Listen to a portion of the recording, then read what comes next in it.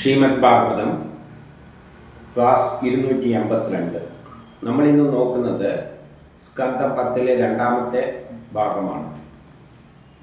അതിൽ 80-ാമത്തെ അധ്യായമായിട്ട് കുചേലൻ എന്ന ബ്രാഹ്മണനെ ഉപചരിക്കുന്നതാണ്. കുചേലൻ കൃഷ്ണനെ കാണാൻ പോയ കഥയെല്ലാം നമുക്കറിയാം. അതുകൊണ്ട് അതിലുള്ള ആശയം ചിലത് നല്ലവണ്ണം നോക്കണം. അതിൽ മാത്രമേ അധികം ശ്രദ്ധ കേന്ദ്രീകരിക്കേണ്ടതുള്ളൂ. ബാക്കി കഥകളെല്ലാം എല്ലാവർക്കും അറിയാവുന്നതാണ്. പക്ഷെ എന്താണ് ആശയം നൽകുന്നത് എന്നതിനാണ് പ്രാധാന്യം. ഇപ്പോൾ ഒന്നിൽ പരീക്ഷിത്ത് പറയുകയാണ്, ശ്രീകൃഷ്ണ ഭഗവാന്റെ മറ്റു പ്രഭാവങ്ങളെക്കുറിച്ച് അറിയണമെന്നുണ്ട്. അപ്പം ശ്രീകൃഷ്ണ ഭഗവാന്റെ പ്രഭാവങ്ങൾ പറയാൻ വേണ്ടിയിട്ടാണ് ഈ കഥ പറഞ്ഞിരിക്കുന്നത്. അദ്ദേഹത്തിൻ്റെ പ്രത്യേകത എന്താണ്? അദ്ദേഹം എന്തൊരു തരം ലോകത്തെയാണ് വിഭാവനം ചെയ്യുന്നത്? അത്തരം കാര്യങ്ങളാണ് ഇതിലൂടെ പറയാൻ പോകുന്നത്. അതിനൊരു കഥയുണ്ടാക്കിയേ ഉള്ളൂ. 2 ഭഗവാന്റെ സൽക്കഥകൾ വിഷാദം കലർന്നിരിക്കുന്ന വിശേഷജ്ഞാനമുള്ളവന്. ഭഗവാന്റെ കഥകള് വിഷാദം കലർന്നിരിക്കുന്നു. ഇപ്പം വിഷാദം ദുഃഖിച്ചെല്ലാം കഴിയുന്ന ആൾക്കാർക്ക്, അതേസമയം വിശേഷ ജ്ഞാനമുള്ളവന്, ശരിയായ ജ്ഞാനമുള്ളവന്, അവൻ ദുഃഖിച്ചിരിക്കുകയാണെങ്കിൽ, വിഷാദങ്ങൾ എന്തെങ്കിലും പ്രയാസങ്ങളെല്ലാം അങ്ങനെ ഇരിക്കുകയാണെങ്കിൽ അവർക്കിത് പല പ്രാവശ്യം കേട്ടാലും വിരക്തി തോന്നുകയില്ല. അവരിതിൻ്റെ മഹാത്മ്യം മനസ്സിലാക്കി, ഈ കഥയുടെ കൃഷ്ണന്റെ പ്രഭാവം മനസ്സിലാക്കിയാൽ അവരുടെ ദുഃഖങ്ങളെല്ലാം അകലും. ആർക്ക്? വിജ്ഞാനമുള്ളവന്. അതേസമയം വിജ്ഞാനമുള്ളവൻ എന്തായിരിക്കും? അപ്പം വിജ്ഞാനമുള്ള ഒരു വ്യക്തിയാണ് ആര്? കുചേലൻ. അതേസമയം വിഷാദം, എപ്പോഴും പ്രയാസങ്ങളും ദുരിതങ്ങളോടും കൂടി ജീവിക്കുന്നവനാണ്. അതാണ് ഇവിടെ പറഞ്ഞുകൊണ്ട് വരുന്നത്. അദ്ദേഹത്തിൻ്റെ ഗുണങ്ങൾ ഉച്ചരിക്കുന്നവനാണ് സാഫല്യം ഉള്ള വാക്ക്. അദ്ദേഹത്തിൻ്റെ ഗുണങ്ങളെല്ലാം പറയുന്നതാണ് സാഫല്യമുള്ള വാക്ക്. അപ്പം നമ്മൾ ശരിയായ വാക്കുകൾ എന്ന് പറഞ്ഞാൽ അദ്ദേഹത്തിൻ്റെ ഗുണങ്ങൾ, അതായത് കൃഷ്ണ എന്താണോ വിഭാവനം ചെയ്തത് അതിനെപ്പറ്റി പറയുക. അവിടത്തേക്കായി ചെയ്യുന്ന പരിചരണമാണ് സാഫല്യമുള്ള കരങ്ങൾ. എല്ലാം അദ്ദേഹത്തിന് വേണ്ടി ചെയ്യുക, അതാണ് ശരിയായ പ്രവൃത്തി. കരങ്ങൾ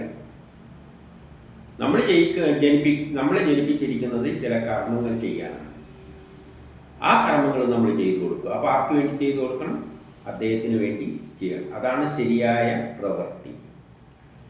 അവിടത്തേക്ക് ചെയ്യുന്ന പരിചരണമാണ് സാഫല്യമായ കരങ്ങൾ.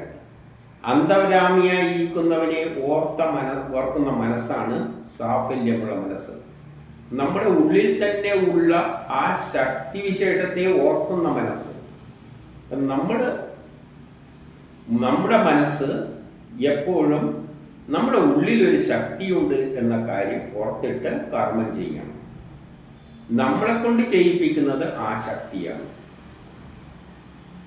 എന്ന ചിന്ത വെച്ച് നടക്കുന്നവനാണ് ശരിയായ മനസ്സിൻ്റെ അവകാശി. നമ്മൾ എന്ത് കർമ്മം ചെയ്യുമ്പോഴും, എന്ത് കാര്യത്തിൽ മനസ്സിൽ വെക്കുമ്പോഴും ഒരു ശക്തിവിശേഷമുണ്ട്. അത് തന്നെയാണ് ഞാൻ, അതാണ് എന്നെ കൊണ്ട് ചെയ്യിപ്പിക്കാൻ പോകുന്നത് എന്ന ചിന്തയോടെ ചെയ്യണം. അല്ലാതെ എനിക്ക് എന്ന ചിന്തയിൽ ചെയ്യരുത്. അതാണ് ശരിയായ മനസ്സ്. അദ്ദേഹത്തിൻ്റെ പുണ്യകഥകൾ കേൾക്കുന്നതാണ് സാഫല്യമുള്ള കാത്. കേൾക്കുന്നതും അത്തരം കാര്യങ്ങൾ, അതായത് എല്ലാം ആ ശക്തിക്ക് വേണ്ടി നമ്മൾ ജീവിക്കണം. ഇനിയോ, അദ്ദേഹത്തെ നമിക്കുന്ന ശിരസ്സാണ് സാഫല്യമുള്ള ശിരസ്. അപ്പം നമ്മളുടെ ശിരസ് അദ്ദേഹത്തിന് നേരെ നമിക്കണം. നമ്മൾ തലകുനിക്കേണ്ടത് ആരുടെ നേരെയാണ്? ആ ശക്തിക്ക് നേരെയാണ്. ആ ശക്തിയാണ് നമ്മളെ സൃഷ്ടിച്ചിരിക്കുന്നത്. നമ്മളെ കർമ്മം ചെയ്യാനാണ് സൃഷ്ടിച്ചിരിക്കുന്നത്. നമ്മൾ എന്ത് കർമ്മം ചെയ്യുമ്പോഴും മറ്റുള്ളവരുടെ മുന്നിൽ തലകുടിക്കേണ്ട ആവശ്യമൊന്നുമില്ല. എല്ലാം ആ ശക്തിക്ക് വേണ്ടി. കാരണം അത് തീരുമാനിക്കുന്ന പോലെയാണ് കാര്യങ്ങൾ പോകുന്നത്, അല്ലാതെ മറ്റുള്ളവരല്ല. അതുകൊണ്ട് മറ്റുള്ള നേരെയൊന്നും തലകുലിക്കേണ്ട ആവശ്യമില്ല. എല്ലാം ആ ശക്തിയെ മനസ്സിൽ കണ്ടുകൊണ്ട് ചെയ്യുക. അദ്ദേഹത്തെ കാണുന്നത് തന്നെയാണ് ശരിയായ നേത്രം. അതിനെ കാണുന്നത് തന്നെയാണ് സാഫല്യമായ നേത്രം. കൃഷ്ണനെ കാണാൻ പറ്റില്ല, പക്ഷെ എല്ലാറ്റിലും അതിനെ കാണാൻ പറ്റുന്നതാണ് ശരിയായ നേത്രം. അതിനെ കാണുന്നതിന് അതേതാണ്? അത് നീയാവുന്നു. അതിനെ കാണുന്നതിന് അതേതാണ്? കാണുന്നതെല്ലാം എന്താണ്? അതാണ്. അങ്ങനെ കാണാൻ പറ്റുന്നതിനെ, സർവത്തിലും ഈശ്വരനെ കാണാൻ പറ്റുന്നതാണ് ശരിയായ നേത്രം. അദ്ദേഹത്തിൻ്റെയും അദ്ദേഹത്തിൻ്റെ ഭക്തന്മാരുടെയും പാദതീർത്ഥത്തെ സർവകാലവും ഏറ്റുകൊണ്ടിരിക്കുന്ന ഏതോ അതാണ് സാഫല്യമുള്ള അംഗങ്ങൾ. നമ്മുടെ അവയവങ്ങളെല്ലാം തന്നെ അദ്ദേഹത്തിനായിക്കൊണ്ട് മാറ്റിവെക്കുക. നമ്മളെ വാക്കുകൾ, പ്രവൃത്തികൾ എല്ലാം തന്നെ, കർമ്മങ്ങൾ എല്ലാം തന്നെ അദ്ദേഹത്തിൻ്റെ അല്ലെ അദ്ദേഹത്തിൻ്റെ ഭക്തരുടെ, അദ്ദേഹത്തിൻ്റെ ഭക്തർ എന്ന് പറയുന്നത് അദ്ദേഹത്തിന് സമാനമാണ്. അവരുടെ വഴിയിലൂടെ അവർക്കായിക്കൊണ്ട് അല്ലെ അവർ നിർദ്ദേശിച്ച വഴിയിലൂടെ ചെയ്യുന്നതാണ് ശരിയായ എല്ലാ അവയവങ്ങളും. നമ്മുടെ അവയവങ്ങളെല്ലാം തന്നെ പ്രവർത്തിക്കുന്നത് ആ ഒരു പാദത്തെ പിന്തുടർന്നുകൊണ്ടാവുക. എന്നിട്ട് 5 പറയുകയാണ്, പരീക്ഷത്തിൻ്റെ ഇത്തരം വാക്കുകൾ കേട്ടപ്പോൾ ശ്രീകൃഷ്ണൻ പറഞ്ഞു. ഇതെല്ലാം പരീക്ഷിത്ത് പറഞ്ഞതാണ്. അപ്പോൾ ശ്രീസുഖൻ പറഞ്ഞു, ശ്രീകൃഷ്ണനല്ല, ശ്രീസുഖൻ പറയുകയാണ്. പരീക്ഷിത്തും ശ്രീസുഖൻ തമ്മിലുള്ള സംഭാഷണമാണല്ലോ. അപ്പം പരീക്ഷിത്ത് പറഞ്ഞപ്പോൾ ശ്രീസുഖൻ പറയുകയാണ് 6:7 വലിയ ബ്രഹ്മജ്ഞാനിയും. ആരെപ്പറ്റിയാണ് ഇനി പറയാൻ പോകുന്നത്? നേരത്തെ പറഞ്ഞ കുചേലൻ എന്ന ബ്രാഹ്മണനെ പറ്റി. വലിയ ബ്രഹ്മജ്ഞാനി. അപ്പം എന്തുകൊണ്ടാണ് ബ്രാഹ്മണൻ എന്ന് കുചേലനെ ബ്രാഹ്മണനായിട്ട് ചിത്രീകരിച്ചത്? അദ്ദേഹം വലിയ ബ്രഹ്മജ്ഞാനിയാണ്. ബ്രഹ്മജ്ഞാനി എന്ന് പറഞ്ഞാൽ ബ്രഹ്മത്തെ മനസ്സിലാക്കിയത്. ബ്രഹ്മം എന്താണ്? പ്രപഞ്ചം ഉണ്ടാകുന്നതിന് മുമ്പിൽ ഇവിടെ ഉണ്ടാകുന്ന ആ ശക്തി. ശാസ്ത്രലോകം അവിടെ എത്തുമ്പോഴാണ് ഇട്ടെറിഞ്ഞു പോയത്. രൂപവും ഭാവവും ഇല്ലാത്ത ഒരു ശക്തിയാണ് ഈ പ്രപഞ്ചമായി മാറിയതും അതിൻ്റെ പിന്നിലുള്ള ആ ജ്ഞാനം പോലും നേടിയവൻ. ആ ജ്ഞാനം നേടിയവനാണ് ബ്രഹ്മജ്ഞാനി, ബ്രാഹ്മണൻ. അതുകൊണ്ടാണ് ബ്രാഹ്മണൻ എന്ന് പറയുന്നത്. ബ്രഹ്മജ്ഞാനി എന്ന് പറഞ്ഞാൽ പ്രപഞ്ചം ഏതിൽ നിന്നുണ്ടായി, എന്തിനു വേണ്ടിയുണ്ടായി എന്നീ എല്ലാ കാര്യങ്ങളും മനസ്സിലാക്കിയവനാണ് ബ്രാഹ്മണൻ. അത് നേരത്തെ എവിടെയെങ്കിലും ഏതെങ്കിലും വയറ്റിൽ ജനിച്ചുകൊണ്ടൊന്നും കിട്ടില്ല, എന്ന് കർമ്മം ചെയ്തുകൊണ്ടൊന്നും കിട്ടില്ല. ആ ജ്ഞാനം നേടാനുള്ള, അതായത് ശാസ്ത്രലോകം, പ്രപഞ്ച രഹസ്യങ്ങൾ മനസ്സിലാക്കാൻ ശ്രമിക്കുന്ന ശാസ്ത്രജ്ഞന്മാരെ നമുക്ക് ബ്രാഹ്മണരായി കാണാം. അവരനാസക്തരായിരിക്കും. നമുക്കറിയാലോ, ശാസ്ത്രജ്ഞന്മാരെല്ലാം മറ്റുള്ള ആഗ്രഹങ്ങളൊന്നുമില്ല, അവർക്ക് ജ്ഞാനം നേടുക എന്നൊരു ചിന്ത മാത്രമേ ഉള്ളൂ. നമ്മൾ ജ്ഞാനത്തിന് വേണ്ടി ശ്രമിക്കുമ്പോൾ, ഉദാഹരണമായിട്ട് ഒരു സ്കൂളിൽ തന്നെ പഠിക്കുന്ന കുട്ടികൾ ഒതുങ്ങിക്കഴിയുന്ന ഒരു പ്രകൃതിയായി. മറ്റുള്ളതിലൊന്നും അവർക്ക് അത്ര താല്പര്യമില്ല. പഠിപ്പിൽ താല്പര്യമുള്ളവർ അപ്പോൾ അവരെ അനാസക്തരായി മാറും. ശാസ്ത്രജ്ഞന്മാരെല്ലാമ്പോൾ അനാസക്തരായിട്ട് മാറും, ശാന്തശീലരായിരിക്കും. ശാന്തശീലം ഇല്ലെങ്കിൽ ജ്ഞാനം നേടാൻ പറ്റില്ല. കോപം വരുമ്പോൾ ബുദ്ധി ശരിക്കും പ്രവർത്തിക്കില്ല. ഇന്ദ്രിയങ്ങളെ ജയിച്ചവർ, കണ്ടതിൻ്റെ പിന്നാലെ പോകുന്നവർക്ക് ജ്ഞാനം നേടാൻ പറ്റില്ല. കാണുന്നതിൻ്റെ പിന്നാലെ പോയാൽ കഴിഞ്ഞാൽ പിന്നെ പഠിക്കാൻ എങ്ങനെ പോകുന്നു? സ്കൂളിൽ പോന്നിട്ട് വല്ലതും കാണുമ്പോൾ അത് നോക്കിയിരുന്നു കഴിഞ്ഞാൽ പിന്നെ പഠിപ്പ് നടക്കില്ല. അപ്പം ഈ കുചേലൻ്റെ സ്വഭാവമാണ് പറയുന്നത്. ദൈവഹിതത്താൽ ലഭിക്കുന്നത് കൊണ്ട് കഴിഞ്ഞുകൂടുന്നവന്, നമുക്കെന്തും കിട്ടിയാൽ അത് തിന്നു, അത്രയേ ഉള്ളൂ. അല്ല തിന്നണം കുടിക്കണം എന്നുള്ള വലിയ താല്പര്യമൊന്നുമില്ല. അതേസമയം ജ്ഞാനം വേണം, അറിവ് വേണം. തിന്നാലും കുടിച്ചില്ല. ഇപ്പം പഠിക്കുന്ന കുട്ടികളാണെങ്കിൽ പഠിക്കുന്ന സമയത്ത് വിളിച്ചാലും വരില്ല ചോറുന്ന, വന്ന് തിന്നു പോടാന്ന് പറയും. എല്ലാം ഒരു പ്രത്യേക ജനിക്കുമ്പോൾ കിട്ടുന്ന ക്വാളിറ്റിയാണ്. എപ്പോഴും കീറ വസ്ത്രം ധരിച്ചവനും ദരിദ്രനാണ് ആര്? ഈ പറയുന്ന കുചേലൻ. കീറിയ വസ്ത്രം, കാരണം ബൗദ്ധിക സുഖങ്ങളിലൊന്നും താല്പര്യമില്ല. അവൻ ജ്ഞാനം നേടിയിട്ടുണ്ട്, ജ്ഞാനം കൈമാറിയിട്ടുണ്ട്.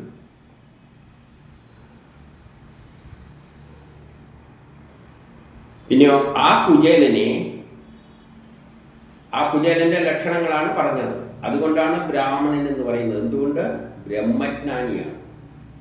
എപ്പോഴും വിശപ്പ് സഹിച്ചുകൊണ്ടിരിക്കുന്ന പത്നി, അദ്ദേഹത്തിൻ്റെ പത്നി എന്ത് തന്നെയാണ് ഇരിക്കും, അപ്പോൾ വിശപ്പായിരിക്കും. അപ്പോൾ ഈ ബുദ്ധിയുള്ളവര്, ശാസ്ത്ര നിപുണരായവര്, ചിന്തകരായ വ്യക്തികളുടെ കുടുംബത്തിൽ ദാരിദ്ര്യമായിരിക്കും. കാരണം അവർക്ക് ഈ പണം ഉണ്ടാക്കേണ്ട താല്പര്യമില്ല.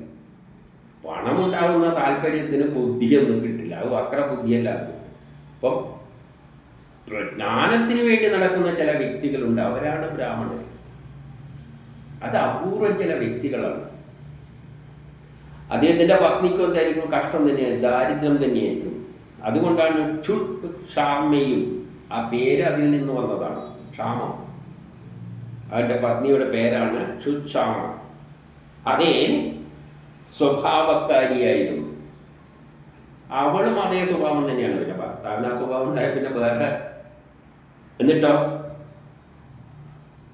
ദാരിദ്ര്യവും പതിവ്രതയുമായ അവൾ വാടിയ മുഖം, അവളുടെ മുഖം എപ്പോഴും വാടിയിട്ടാണ്, തളർന്നിരിക്കുന്നു, ആകെ തളർന്ന് കിടക്കുക, തിന്നാനുമില്ല ഒന്നുമില്ല. അവൾ ഒരു ദിവസം ഭർത്താവിനോട് തളർച്ചയാൽ വിറച്ചുകൊണ്ട്, ആകെ ക്ഷീണിച്ച് തളർന്ന് വിറച്ചുകൊണ്ട് ഭർത്താവിനോട് പറഞ്ഞു. എന്താണ് പറഞ്ഞത്? 9 ഭഗവാന്റെ ചങ്ങാതിയും, അങ്ങയുടെ ചങ്ങാതിയുണ്ടല്ലോ കൃഷ്ണൻ, ലക്ഷ്മി ഭഗവതിയുടെ ഭർത്താവും ബ്രാഹ്മണ ഭക്തനും. അദ്ദേഹം ബ്രാഹ്മണന്മാരുടെ എന്ന് കേട്ട ഭയങ്കര ഭക്തിയാണ്. എന്തുകൊണ്ടാണത്? ശരണാഗതനുമാണല്ലോ കൃഷ്ണൻ. എന്തുകൊണ്ടാണ് ബ്രാഹ്മണ ഭക്തി എന്ന് ഞാൻ മുമ്പ് പറഞ്ഞതാണ്. ബ്രാഹ്മണൻ എന്ന് പറഞ്ഞാൽ ആരാണ്? ഏറ്റവും അധികം ചിന്തിച്ച് ലോകത്തെ ചിന്തകരായ വ്യക്തികൾ. അത് സയൻസും ആകാം, തത്വശാസ്ത്രങ്ങളാകാം, പ്രത്യയശാസ്ത്രങ്ങളാകാം. ആ ചിന്തകരാണ് ലോകത്തെ നയിക്കുന്നത്.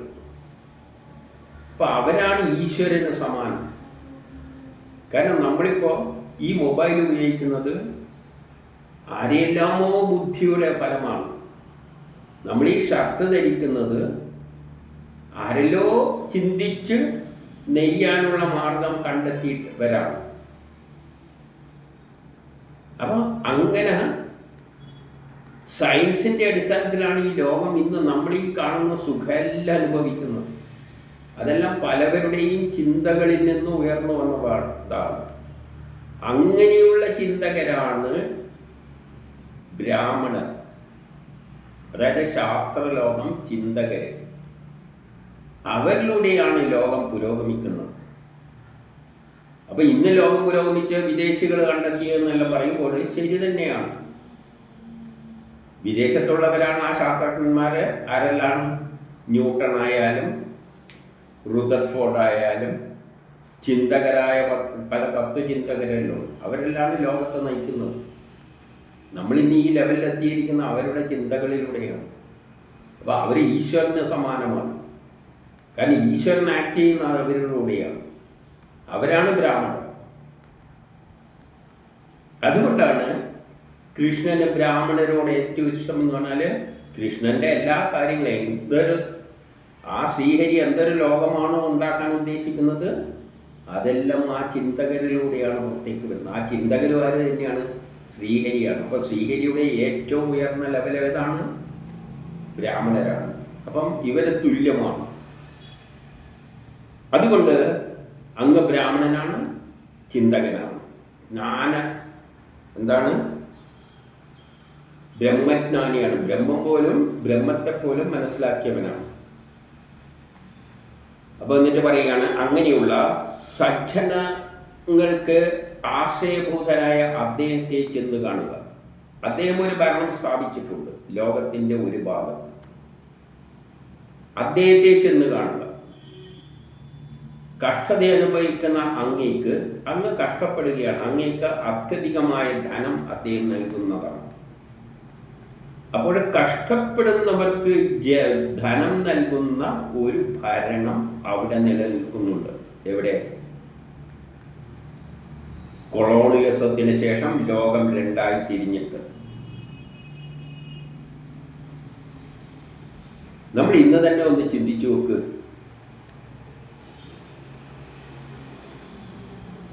കഷ്ടപ്പെടുന്ന ജനങ്ങൾക്ക് വേണ്ടിയിട്ട് ചിന്തിക്കുന്ന ഒരു ഗവൺമെൻറ് ഉണ്ടാവുക എന്നുള്ളത്, അങ്ങനെയുള്ള ഒരു ഗവൺമെൻറ്റിന് ശരിയായ ധർമ്മം എന്താണ്? ഏറ്റവും എല്ലാ ജനങ്ങളെയും രക്ഷിക്കുക. അപ്പം അതിൽ വരുമ്പോൾ ഏറ്റവും അധികം കഷ്ടപ്പെടുന്ന ആൾക്കാരെയാണ് രക്ഷിക്കേണ്ടത്. അതാണ് ഒരു വശം. അതിവിടെ പറഞ്ഞ എന്താണ്? കഷ്ടപ്പെടുന്നവർക്ക്, സജ്ജനങ്ങൾക്ക്. അതേസമയം ഇങ്ങനെ ആര് കൂടിയാണ്? ചിന്തകനും കൂടിയാണ്, ബുദ്ധിമാന്മാരാണ്. അപ്പോൾ ബുദ്ധിമാന്മാരാണ് ലോകത്തെ നയിക്കുന്നത്. അപ്പം അങ്ങനെയുള്ളൊരു ബുദ്ധിയുള്ളൊരു വ്യക്തി, ജ്ഞാനമുള്ളൊരു വ്യക്തി കഷ്ടപ്പെടുന്നുണ്ടെങ്കിൽ കൃഷ്ണൻ്റെ അടുത്ത് എത്തിക്കഴിഞ്ഞാൽ എന്ത് പറ്റും? സ്വാഭാവികമായിട്ട് അങ്ങ് ഉയർത്തും. ഇന്നും ലോകങ്ങൾ പുരോഗമിക്കുന്നത് ബുദ്ധിമാന്മാരിലൂടെയാണ്.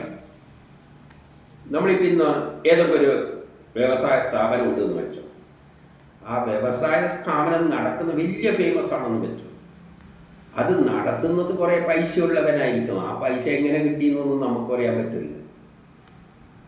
ഇപ്പം കള്ളക്കടത്ത് കൊണ്ട് കുറേ പൈസ കിട്ടിയാൽ അവർ ചിലപ്പോൾ നല്ല വ്യവസായം, മെഡിക്കൽ ഹോസ്പിറ്റലെല്ലാം തുടങ്ങിയെന്ന് വരും, മെഡിക്കൽ കോളേജെല്ലാം.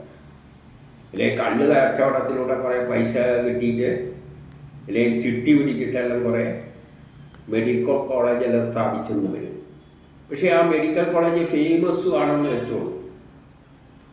അതിനെ ഫേമസ് ആക്കുന്നത് അദ്ദേഹത്തിൻ്റെ പണമല്ല. നമ്മൾ ധരിക്കുന്നത് അദ്ദേഹത്തിൻ്റെ എന്തോ ആണ്. അദ്ദേഹത്തിന് എന്താ ഉള്ളത്? കുറച്ച് പൈസയുണ്ട്. പക്ഷെ അതിനെ ഫേമസ് ആക്കുന്നതിൻ്റെ പിന്നിൽ ആരാണുള്ളത്?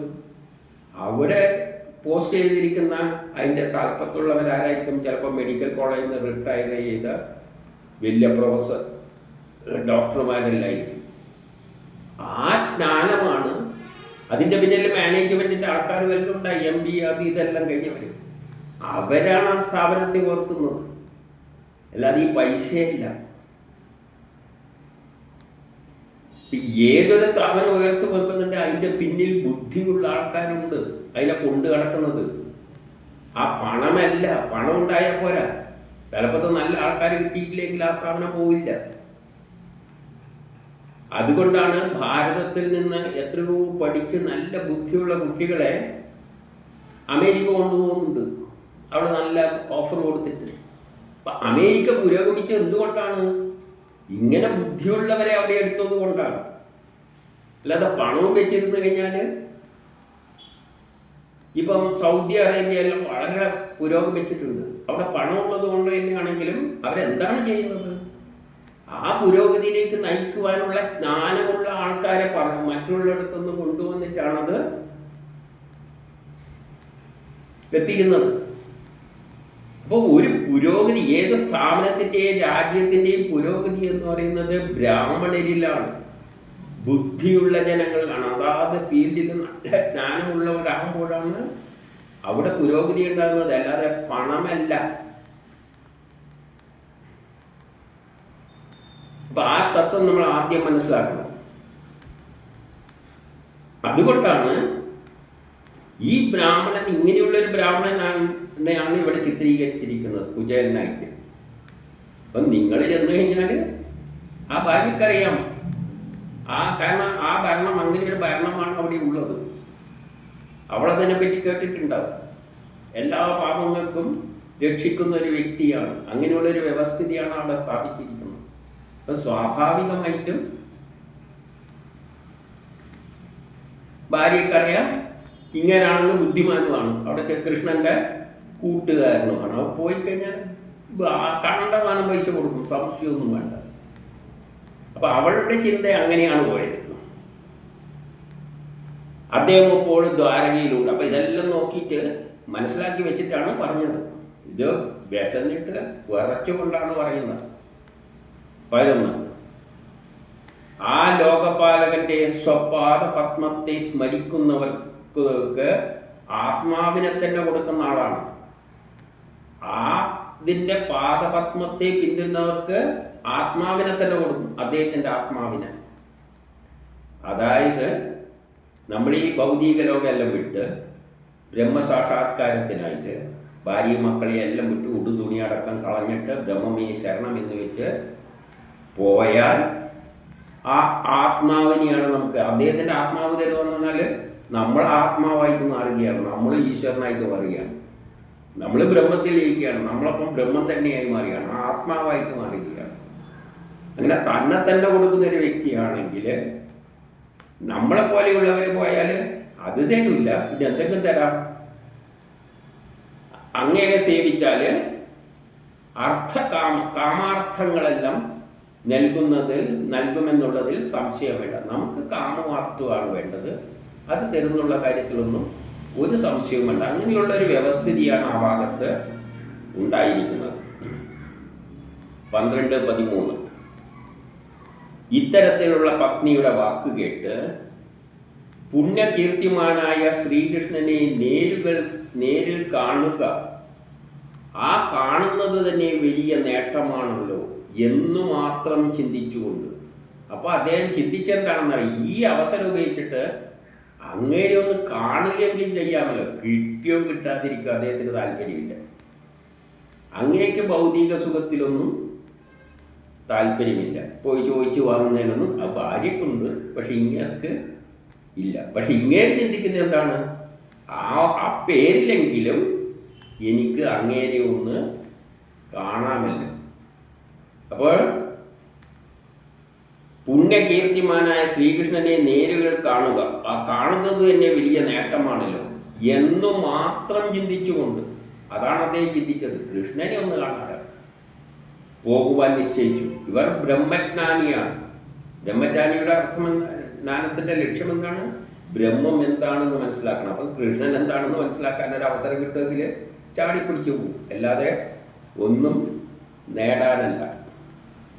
അതിനാൽ എന്തെങ്കിലും തിരുമുൽ കാഴ്ച കൊടുക്കുവാൻ നമ്മുടെ ഗൃഹത്തിൽ വല്ലതുമുണ്ടോ എങ്കിൽ അതിങ്ങ് കൊണ്ടുപോകാം.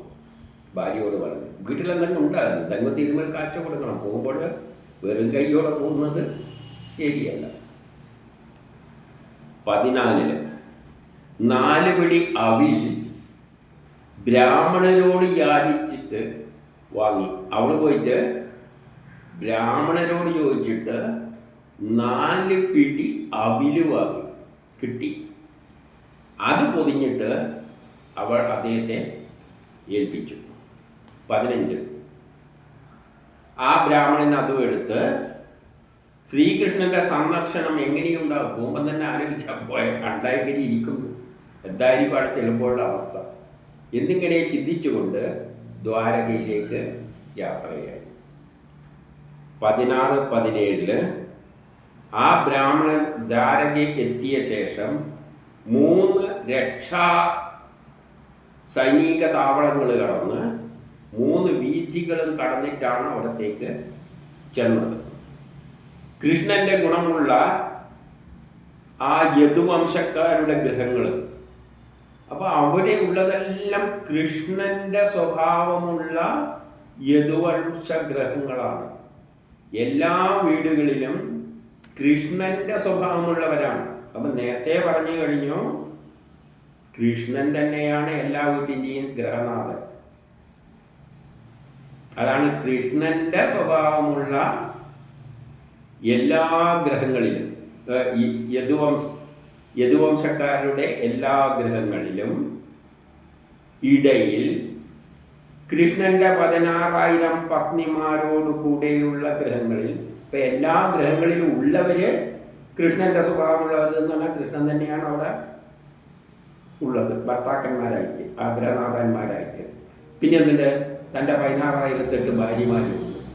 അപ്പോൾ ഈ അവിടെയുള്ള ദേശത്തിലുള്ള എല്ലാ സ്ത്രീകളും ആരാണ്? കൃഷ്ണൻ്റെ പത്നിമാരാണ്. ചുരുക്കത്തിൽ ഞാൻ കൃഷ്ണനാണ്, എൻ്റെ ഭാര്യ എന്ന് പറഞ്ഞാൽ കൃഷ്ണൻ്റെ പത്നിയാണ്. കാരണം എല്ലാം തന്നെയല്ലേ ആയിരിക്കും. അങ്ങനെ ഉയർന്ന ചിന്തയിലേക്ക് പോകുമ്പോഴേ ഭാഗവത അവസാനം എത്തുമ്പോഴേക്ക് നമ്മൾ ഈ ലെവലിലേക്ക് പിന്നെ കാണാൻ പാടുള്ളൂ. അല്ലാതെ ഭേദഭാവങ്ങളെല്ലാം മാറി മാറി വേണം ഭാഗവതത്തിൻ്റെ അവസാനത്തിൽ നമ്മൾ എത്തുമ്പോൾ. കാണുന്നതെല്ലാം ഇത് ഈ മൊബൈൽ എന്താണ്? കൃഷ്ണനാണ്. അങ്ങനെയുള്ള 16,000 പത്നിമാരുടെ ഗൃഹങ്ങളിൽ അവിടെയുള്ള ഭർത്താക്കന്മാരെല്ലാം പുരുഷന്മാരെല്ലാം കൃഷ്ണനെ പോലെയുള്ളവരാണ്. കൃഷ്ണൻ തന്നെയാണ്. അതിൽ പിന്നെ കഥയിൽ വരുമ്പോൾ കൃഷ്ണൻ്റെ അടുത്ത് പോകണം എന്ന് പറയുമ്പോൾ ഒരു സ്ത്രീനെ പിടിക്കണമല്ലോ. അവിടെ രുക്മിണി എന്ന് നേരത്തെ പറഞ്ഞു വെച്ചിട്ടുണ്ട്. രാധേയല്ലേ രുക്മിണി ഉള്ളതിൽ രുക്മിണി ഉള്ളതായ പ്രത്യേക ഗൃഹത്തിലേക്ക് പ്രവേശിച്ചു. കഥയിൽ വരുമ്പോൾ എല്ലാ വീട്ടിൽ പ്രവേശിച്ച ആകെ ആശയക്കുഴപ്പം. അതുകൊണ്ട് രുക്മിണീൻ്റെ വീട്ടിൽ പ്രവേശിച്ചു. അപ്പോൾ അദ്ദേഹത്തിന് ബ്രഹ്മാനന്ദത്തിൻ്റെ പ്രതീതി ഉണ്ടായി എന്നാണ് പറയുന്നത്. ആ സ്ഥലത്ത് പ്രവേശിച്ചപ്പോൾ 18 അദ്ദേഹത്തെ അകലെ നിന്നും കണ്ട ഉടനെ പ്രിയ പത്നിയുടെ കട്ടിലിൽ നിന്നും അദ്ദേഹം ചാടി എണീറ്റു. ആര്? കൃഷ്ണൻ. വേഗം തന്നെ ചെന്നിട്ട് 2 കൈകളോടും കൂടി അദ്ദേഹത്തെ കയ്യെ കൂട്ടിപ്പിടിച്ചു. 19 പ്രിയ ചങ്ങാതിയായ ആ ബ്രാഹ്മണന്റെ ചങ്ങാതിയാണ്. യഥാർത്ഥത്തിൽ എന്തുകൊണ്ടാണ്? അത് ബ്രാഹ്മണനാണ്. കാരണം നമ്മളെ ലോകത്തെ മുഴുവൻ കൃഷ്ണനൊരു സുന്ദരമായ ലോകമുണ്ടാക്കാൻ ഉദ്ദേശിക്കുന്നുണ്ട്. അതിനാണ് മനുഷ്യരെ സൃഷ്ടിച്ചിരിക്കുന്നത്. ആ ലോകം ഏതിലൂടെയാണ് ഉണ്ടാവുക? സയൻസിലൂടെയാണ് ഉണ്ടാവുക. അല്ല വേറെ ഒന്നിലും കൂടി. സയൻസും വേണം, പൊളിറ്റിക്സും എല്ലാം ഉണ്ട്, അതിൻ്റേതായ രാഷ്ട്രീയം എല്ലാം ഉണ്ട്, അതിൻ്റെ തത്വചിന്തകരുണ്ട്. അവരിലൂടെയാണ് ആ ലോകത്തിലേക്ക് എത്തിക്കുന്നത്.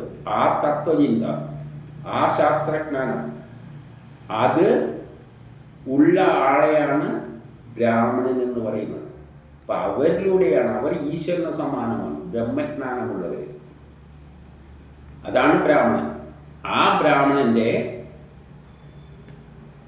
പ്രിയ ചങ്ങാതിയായ ബ്രാഹ്മണൻ്റെ ദേഹസ്പർശത്താൽ അത്യാനന്ദത്താൽ മുഴുകിയ കൃഷ്ണൻ അദ്ദേഹത്തെ തൊട്ടപ്പോൾ തന്നെ അത്യാനന്ദമുണ്ടായി കൃഷ്ണന്. ഈ ബ്രാഹ്മണനെ തൊട്ടപ്പോൾ. എന്നിട്ട് എന്തു പറ്റി? അദ്ദേഹത്തിൻ്റെ കണ്ണുകളിൽ നിന്നും കണ്ണുനീർ ധാരധാരയായിട്ട് ഒഴുകി. കാരണം അദ്ദേഹം എന്തൊരു ലോകമാണോ ഉണ്ടാക്കാൻ വിഭാവനം ചെയ്യുന്നത്, അത് ഇത്തരം ജ്ഞാനമുള്ളവരിലൂടെയാണ് സാധിക്കുന്നത്. അവർ ഈശ്വരന് സമാനമാണ്. കൃഷ്ണൻ തന്നെ, എല്ലാം കൃഷ്ണനാണെങ്കിലും കൃഷ്ണൻ്റെ ഏറ്റവും മൂർത്തിഭാവമായിട്ട് ഈ ബ്രാഹ്മണരെ എടുക്കാം, ഈ ശാസ്ത്രലോകത്തെ എടുക്കാം. ആ നിലയിൽ അദ്ദേഹത്തിന് തൊട്ടപ്പോൾ തന്നെ അദ്ദേഹത്തിന് പോലും എന്തുണ്ടായി? അത്യാനന്ദമുണ്ടായി. കണ്ണിൽ നിന്ന് ധാരകൾ, അശ്രുധാരകൾ ധാരധാരയായിട്ട് ഒഴുകാൻ തുടങ്ങി. 20-21 അനന്തരം സർവലോകത്തെയും ശുദ്ധീകരിക്കുന്ന ഭവാൻ അദ്ദേഹത്തെ കട്ടിലിൽ പിടിച്ചിരുത്തി. എൻ്റെ പൂജാദ്രവ്യങ്ങളാൽ അദ്ദേഹത്തിൻ്റെ കാലുകൾ രണ്ടും കഴുകി. അദ്ദേഹത്തിൻ്റെ കാല് കഴുകി കൊടുത്തു. പാദങ്ങളെ ശിരസ്സുകൊണ്ട് പൂജിച്ചു. പിന്നെ ചന്ദനം മുതലായ കളഭങ്ങൾ ചാർത്തി. എന്തുകൊണ്ടാണത്? നമ്മളൊരു രാജ്യത്ത് ഈ ചിന്തകരായ ആൾക്കാരുണ്ടാകുമ്പോൾ അവരെ വളർത്തിയെടുക്കണം. കാരണം ആ കൃഷ്ണൻ ഇതിലൂടെ തരുന്ന ആശയം ഇതാണ്. ബുദ്ധിയുള്ള മനുഷ്യരെ നമ്മൾ വളർത്തിയെടുക്കണം. നമുക്കറിയാം, ഇന്ന് പിച്ചക്കാരുടെ ഇടയ്ക്കൽ പോലും നല്ല ബുദ്ധിയുള്ള ആൾക്കാരുണ്ടാവും. വളരാൻ എന്താണ് അവസരമുള്ളത്? പണമുള്ളവന് സീറ്റും കൊടുക്കും, ട്യൂഷനും വെച്ച് പഴുപ്പിക്കും, മാങ്ങ ഇങ്ങനെ പഴുപ്പിക്കുന്നവർ. എന്നിട്ട് ആ ശാസ്ത്രജ്ഞന്മാരെ കസേരയിരുന്ന് എന്താ കിട്ടുക? ഇപ്പം ലോകം പുരോഗമിക്കുന്ന എന്നാണ് നേരത്തെ ഞാൻ പറഞ്ഞു കഴിഞ്ഞു. ഇവിടെ ബുദ്ധിമുള്ള ആൾക്കാരെല്ലാം ഏതൊരു രാജ്യം പുരോഗമിക്കുന്നുണ്ടോ അവരെ എടുത്തുകൊണ്ടുപോവുകയാണ്. ഇപ്പം അമേരിക്കയാണ് പുരോഗമിച്ചിരിക്കുന്ന ഒരു രാജ്യം. അവിടെയുള്ള ശാസ്ത്രജ്ഞന്മാരല്ല ആരാണ്? ഇവിടുന്ന് പോകുന്നവരാണ്. അവരെ സ്വീകരിച്ചു കൊണ്ടുപോയിട്ടാണ് ആ രാജ്യം പുരോഗമിക്കുന്നത്. നേരെ മറിച്ച് നമ്മൾ ഭാരതം അതിനുള്ള വേദി ഒരുക്കിയിട്ട് ജ്ഞാനമുള്ളവരെ ഉയർത്തിക്കൊണ്ടുവന്നിരുന്നത് ഭാരതമായിരിക്കും ലോകത്തിലെ ഏറ്റവും വലിയ പുരോഗമിച്ച രാജ്യം. റഷ്യ എല്ലാം ശാസ്ത്രത്തിൽ നമ്മൾ വിചാരിക്കുന്ന റഷ്യ എല്ലാം നിസ്സാരമാണെന്ന്. റഷ്യ സ്വന്തം കാലിലാണ് നിൽക്കുന്നുണ്ടെങ്കിലും അവിടെ ശാസ്ത്രത്തിൽ എല്ലാ നിലയിലും അവർ ഉയർന്നിട്ടാണ്, ഒറ്റക്ക് സ്വന്തം കാലിലാണ്. ഒന്ന് ആലോചിച്ച് നോക്കൂ. നമ്മളിത് ഓരോ രാജ്യത്തെ പറ്റി പറയാതെ പഠിക്കാതെ എന്തെങ്കിലും എല്ലാം തട്ടിവിടുന്ന കേട്ടിട്ട് പറയുകയാണ് റഷ്യ ഒന്നുമല്ല. ഒന്ന് ആലോചിച്ച് നോക്കൂ. നാറ്റോ രാഷ്ട്രങ്ങൾ എത്രയോ 10-25 ഉണ്ടെന്ന് തോന്നല്ല കൂടിയിട്ട്. അവരെല്ലാം കൂടിയിട്ടും ഒറ്റയ്ക്ക് എതിർക്കുകയാണ് റഷ്യ ചെയ്തത്. എന്നിട്ടോ ഉപരോധവും എല്ലാം കൊടുത്തിട്ട് അവസാനം എന്തായി? റഷ്യക്കൊരു വോട്ടവും പറ്റിയിട്ടില്ല. ഇവരുടെ നാറ്റോയുടെ എല്ലാം സാമ്പത്തികം കാരണം എണ്ണയൊന്നും ഇല്ലാതെ ആകെ തൊലഞ്ഞു. പണമുണ്ടോ എന്ന് ചോദിച്ചു കഴിഞ്ഞാൽ ഇപ്പം ഉക്രൈന് പൈസ അമേരിക്ക പിന്മാറി. ബാക്കിയുള്ള യൂറോപ്യൻ രാഷ്ട്രങ്ങൾ എന്താ ചെയ്തത്? പണത്തിന് വേണ്ടിയിട്ട് എന്താ ചെയ്യുന്നതെന്ന് വെച്ചാൽ അറിയോ? റഷ്യ കുറച്ച് അവിടെ നിക്ഷേപം എന്തെല്ലാം നടത്തിയിട്ട് ആ പൈസ എടുത്തിട്ട് ഉക്രൈന് 2 വർഷം യുദ്ധം ചെയ്യേണ്ട പൈസ കൊടുക്കാൻ വേണ്ടി ആ സ്ഥലം അത് പിടിച്ചെടുത്തിട്ട്, കാരണം റഷ്യൻ്റെ കുറച്ച് നിക്ഷേപം അവിടെയുണ്ട്. അതുകൊണ്ട് വേണം ഇനി ഉക്രൈനെ അടിക്കാൻ. അതെടുത്തിട്ട് പിടിച്ചെടുത്തിട്ട് ഉക്രൈന് കൊടുക്കാമെന്ന് വെച്ചു. പക്ഷേ അത് നടന്നില്ല. ഇപ്പം പിന്നെ അവർ തീരുമാനിച്ച് കഷ്ടിച്ച് എങ്ങനെയല്ലോ ബുദ്ധിമുട്ടിയിട്ട് അതിൻ്റെ ഒരു പകുതി പിടിച്ചെടുക്കാൻ ഉദ്ദേശിച്ചതിൻ്റെ പകുതി, കാരണം അത് നിയമവശങ്ങളെല്ലാം ഉണ്ട്, പകുതി കൊടുക്കുക. അപ്പം ഒന്ന് ആലോചിച്ച് നോക്കിയേ. റഷ്യ അവിടെ ഇട്ട് നിക്ഷേപിച്ച തുക കൊണ്ട് വേണം ഇനി യുദ്ധം നടത്താനെങ്കിൽ റഷ്യൻ്റെ കയ്യിൽ എത്രയും ഉണ്ടാവും? റഷ്യക്ക് ഇനി എത്ര കാലം അടിക്കാനുള്ള പൈസ അവിടെ ഉണ്ട്? ഇവർ ഈ നാറ്റോ രാഷ്ട്രങ്ങളുടെ കയ്യിലൊന്നുമില്ല. ഇനി റഷ്യ അവിടെ വല്ലതും ഇട്ടിട്ടുണ്ടെങ്കിൽ അതെടുത്തിട്ട് വേണം നടത്താമെന്ന് പറഞ്ഞാൽ റഷ്യയുടെ സ്ഥാനം ഏതാണെന്ന് ഒന്ന് ചിന്തിച്ച് നോക്കി. ഇത്രയും രാഷ്ട്രങ്ങളെ അറ്റാക്ക് ചെയ്തിട്ട് റഷ്യക്കൊന്നും ചെയ്യാൻ പറ്റിയില്ല. സാമ്പത്തികപരമായിട്ട് ഇവരെല്ലാം എന്തോ വലിയ മുതലാളിത്ത രാഷ്ട്രങ്ങളാണെന്ന് പറഞ്ഞിട്ട് റഷ്യൻ്റെ അടുത്ത് പൈസ, ഇപ്പം റഷ്യൻ്റെ എന്തെങ്കിലും അവിടെ നിക്ഷേപിച്ചിട്ട് ആ പൈസ എടുത്തിട്ട് വേണം യുദ്ധം ചെയ്യാൻ. അപ്പം ഇതെല്ലാം അവരെങ്ങനെയാണ് അവിടെ ഡെവലപ്പായിരിക്കുന്നത്? അവരവരുടെ ചിന്തകരായ ജനങ്ങളെയെല്ലാം ഉയരാനുള്ള സാഹചര്യം ഉണ്ടാക്കിയിട്ടുണ്ട്. അതുകൊണ്ടാണ് അവർ ടെക്നോളജിയിലെല്ലാം ഉയർന്നിരിക്കുന്നത്.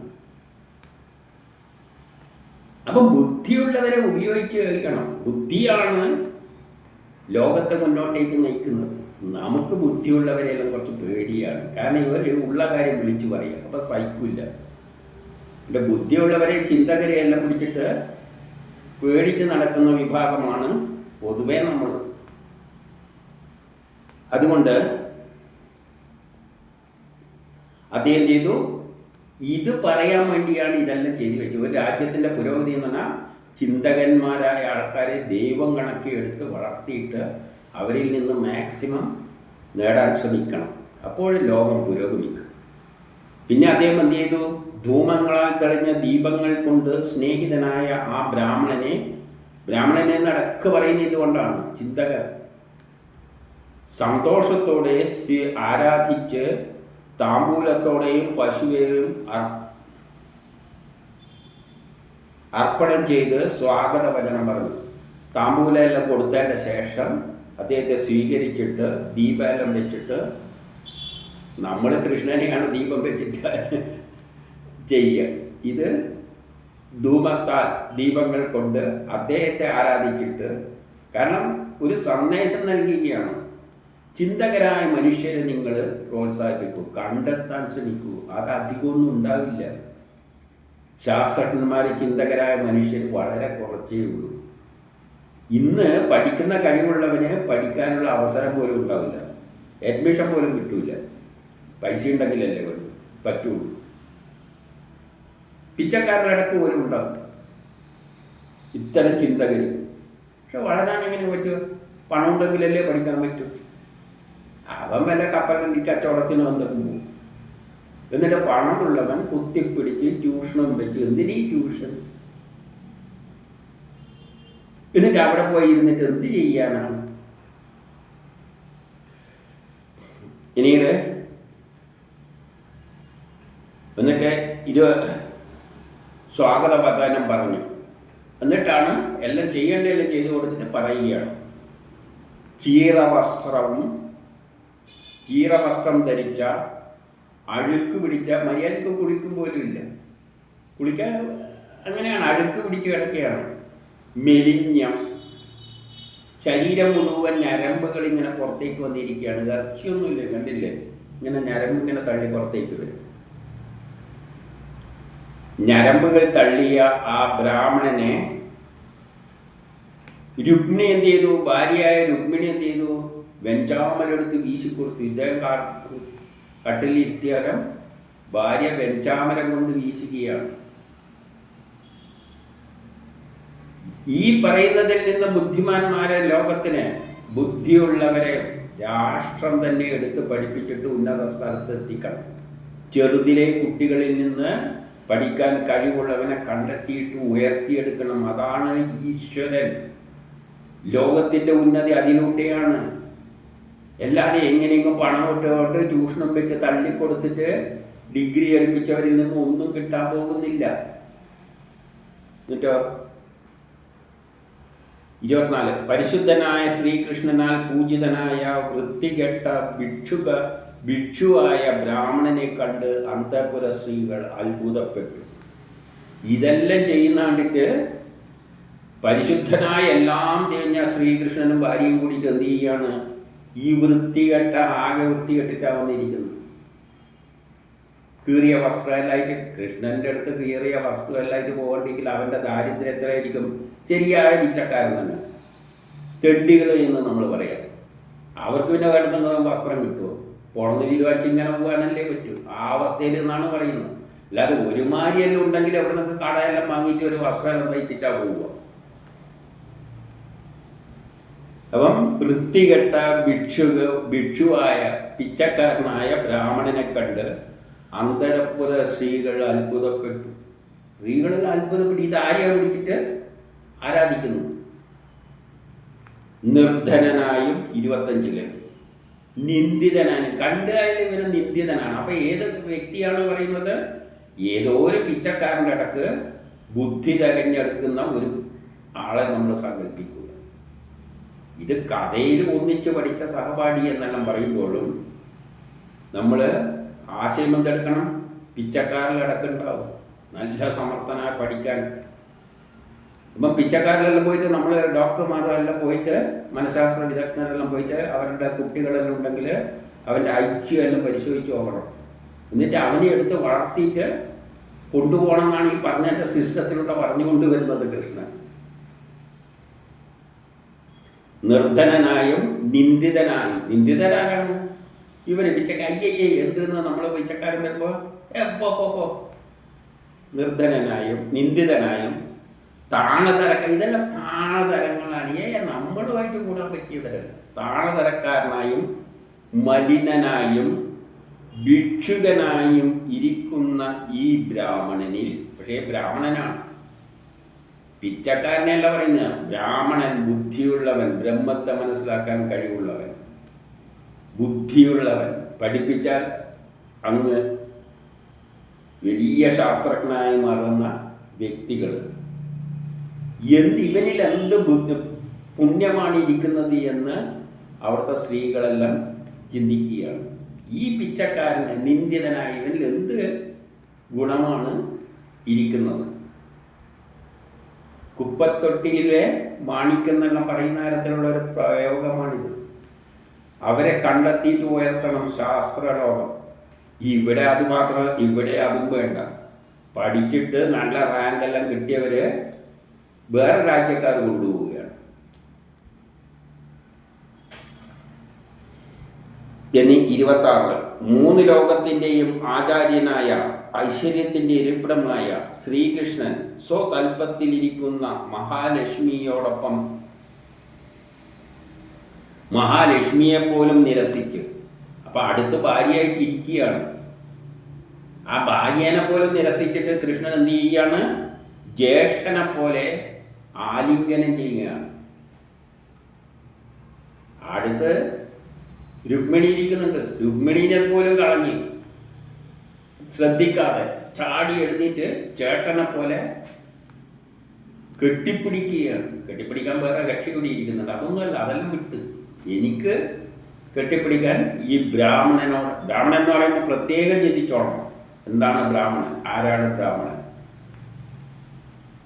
എൻ്റെ 27 പിന്നെ ഗുരുകുലത്തിൽ വസിക്കുന്ന കാലത്തിൽ തങ്ങൾ ഇരുവരും തമ്മിലുള്ള പൂർവ്വകാല കഥകളെ കൈകൾ ചേർത്ത് വെച്ചുകൊണ്ട് അവർ പറയാൻ തുടങ്ങി. പണ്ട് കുട്ടിക്കാലത്ത് പഠിക്കുന്ന കാലത്ത് കൈകൾ ചേർത്ത് വെച്ചുകൊണ്ട് പിടിച്ചുകൊണ്ടാണ് സംസാരിക്കുന്നത്. എൻ്റെ 28 ശ്രീ ഭഗവാൻ പറയുകയാണ്, ബ്രാഹ്മണോത്തമ. ആ വാക്ക് എപ്പോഴും ഉച്ചരിക്കുന്നുണ്ട്. ബ്രാഹ്മണൻ ആരാണെന്ന് മനസ്സിലായിക്കോളണം. ഗുരുകുലത്തിൽ നിന്നും ദക്ഷിണ നൽകിയ ശേഷം, നമ്മൾ ഗുരുദേവത്തിൽ നിന്ന് ദക്ഷിണ നൽകിയിട്ട് പിരിഞ്ഞ ശേഷം ഗൃഹത്തിൽ തിരിച്ചു വന്ന് സമാവർത്തനം കഴിഞ്ഞതിൻ്റെ ശേഷം അങ്ങ് അനുയോജ്യയായ ഭാര്യയോടുകൂടി കഴിയുകയാണ്. അതായത് ബ്രഹ്മചര്യം കണ്ടുകഴിഞ്ഞാൽ ഗൃഹസ്ഥാശ്രമം, അങ്ങ് ഗൃഹസ്ഥാശ്രമം പാലിക്കുകയാണോ? ഭാര്യയെല്ലാം യോജിച്ച ഭാര്യനെയെല്ലാം സെലക്ട് ചെയ്തിട്ട് ഗൃഹസ്ഥാശ്രമം പാലിക്കുകയാണോ? അതോ അത് ഇതായില്ലേ, എല്ലാ കല്യാണമൊന്നും വേണ്ട, അത് വെച്ച് ജീവിക്കുകയാണ്? കാരണം ഇവൻ ഭയങ്കര ജ്ഞാനിയാണ് പഠിക്കുമ്പോൾ. ഹേ പണ്ഡിതരെ, എന്നിട്ട് പറയാണ് ഹേ പണ്ഡിതരെ. പണ്ഡിതരാണ് ഇവിടെ പിച്ചക്കാരൻ്റെ മാതിരി തെണ്ടി നടക്കുന്നത്. അപ്പോൾ അങ്ങ് ഗൃഹസ്ഥനായെങ്കിലും, അങ്ങ് ഗൃഹസ്ഥനായാലും, അതായത് കുടുംബമായിട്ട് ജീവിച്ചാലും അങ്ങയുടെ മനസ്സ് വിഷയസുഖങ്ങളിൽ കുടികൊള്ളുന്നതല്ല. ഈ ശാസ്ത്രജ്ഞന്മാരുടെ പ്രത്യേകത എന്താണെന്ന് വെച്ചാൽ, അവർ കല്യാണം കഴിച്ചാലും അവർക്ക് ഈ ഭൗതിക സുഖങ്ങളിലൊന്നും താല്പര്യം ഉണ്ടാവില്ല. അതൊന്നും ശ്രദ്ധിക്കുക പോലും ഇല്ല. അവർക്ക് പണം ഉണ്ടാക്കണം, അങ്ങനത്തെ ചിന്തയൊന്നുമില്ല. ജ്ഞാനം നേടണം, എല്ലാതെ ഇതൊന്നും താല്പര്യമില്ല. അപ്പം അങ്ങയുടെ സ്വഭാവം ഇങ്ങനെയാണെന്ന് എനിക്കറിയാം. കാരണം അപ്പം ബ്രാഹ്മണര് എന്ന് പറയുന്നവർ പണത്തിന് താല്പര്യമില്ല, ജ്ഞാനം നേടുന്നതിലാണ് താല്പര്യം. ജ്ഞാനം നേടുക, ജ്ഞാനം കൈമാറുക. എനിക്കറിയാം. ആകയാൽ സമ്പത്തുകളിൽ അങ്ങേക്ക് കവിഞ്ഞ പ്രിയം ഇല്ല തന്നെ. സമ്പത്തിലൊന്നും അങ്ങേക്ക് വലിയ താല്പര്യം ഇല്ല തന്നെ, അതെനിക്കറിയാം. കാരണം പഠിക്കുന്ന കാലത്ത് ജ്ഞാനത്തിന് പണ്ഡിത സ്വഭാവമുള്ള വ്യക്തിയാണ്.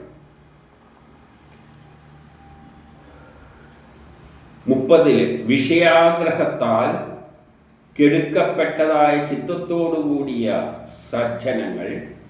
അപ്പോൾ വിഷയാഗ്രഹങ്ങളൊന്നും മറന്നുകൊണ്ട് ഇരിക്കുന്ന സജ്ജനങ്ങൾ പ്രാകൃത വാസനകളെ വെടിഞ്ഞ്, മറ്റുള്ള പ്രാകൃത മനുഷ്യർ ചെയ്യുന്ന പണം ഉണ്ടാക്കുക, വസ്ത്രമെല്ലാം ഉടുത്ത് വലിയ വണ്ടികളെല്ലാം വെച്ച് ഗർഭമായിട്ട് നടക്കുന്ന, അതിലൊന്നും അങ്ങേക്ക് താല്പര്യമില്ല. ശാസ്ത്രലോകത്തിന് അത്തരം കാര്യങ്ങളിൽ താല്പര്യമില്ല. ബുദ്ധി കൂടുന്നവന്, ബ്രാഹ്മണന് ഈ ഭൗതിക ലോകത്തിൽ താല്പര്യമില്ല. അവർക്ക് ജ്ഞാനമേ വേണ്ടൂ. അങ്ങനെയുള്ള അങ്ങ് ഏതുവിധം ഞാൻ ലോകസംഗ്രഹത്തെ ചെയ്യുന്നുവോ, ഞാൻ ഈ ലോകത്തെ പരിപാലിക്കുന്നത് എങ്ങനെയാണ്? ഒന്നും ആഗ്രഹിച്ചിട്ടല്ല, എൻ്റെ കർമ്മം ചെയ്യുന്നു, അതുപോലെ കർമ്മങ്ങളെ ചെയ്യുന്നു. ഇപ്പം ചിന്തകരെ, ശാസ്ത്രജ്ഞരെ, ബ്രാഹ്മണരെ എങ്ങനെയാണ് കർമ്മം ചെയ്യുന്നത്? അവരവരുടെ ജ്ഞാനം കണ്ടെത്തുന്നു, ജനത്തോട് പറഞ്ഞു കൊടുക്കുന്നു, അവരുടെ റോള് തീർന്നു. ഇപ്പം ന്യൂട്ടണും മറ്റുള്ളവരും എല്ലാം എന്തെങ്കിലും കണ്ടെത്തി ലോകത്തിന് സംഭാവന ചെയ്തു, അവരവരുടെ വഴിക്ക് പോയി. കുടുംബകാര്യം പോലും അവർക്ക് മോശമായിരിക്കും. അവരുടെ കുടുംബ ജീവിതം തന്നെ, ഭാര്യ അതുപോലെയാണെങ്കിൽ കൊള്ളാം, വലിയ ഭാര്യ കളഞ്ഞു കെട്ടിയിട്ട് പോകും. അതുപോലെയാണ് സജ്ജനങ്ങളും കർമ്മം ചെയ്യുന്നത്. കൃഷ്ണനും ചെയ്യുന്നത് എന്താണ്? ആ തരത്തിലാണ്. എല്ലാം വേറെ ആരുമായിട്ട് അറ്റാച്ചും ഇല്ല, ഒന്നും നേടണമെന്ന ആഗ്രഹവും ഇല്ല. ഹേ ബ്രാഹ്മണ ശ്രേഷ്ഠ 31 ഞങ്ങളുടെ ഗുരുകുലവാസത്തെ അങ്ങ് ഓർക്കുന്നില്ലേ? പണ്ട് കാലത്ത് നമ്മുടെ ഗുരുകുലവാസത്തെ പറ്റി അങ്ങ് ഓർക്കുന്നില്ലേ? ഈ ഗുരുകുലവാസത്തിലൂടെയാണ് ഒരു ത്രൈവർണികൻ അറിയപ്പെടേണ്ടതിനെ അറിഞ്ഞിട്ട് ഇരുട്ടിൻ്റെ മറികര കടക്കുന്നത്. ഈ ഒരു ഗുരുകുലവാസത്തിലൂടെയാണ്.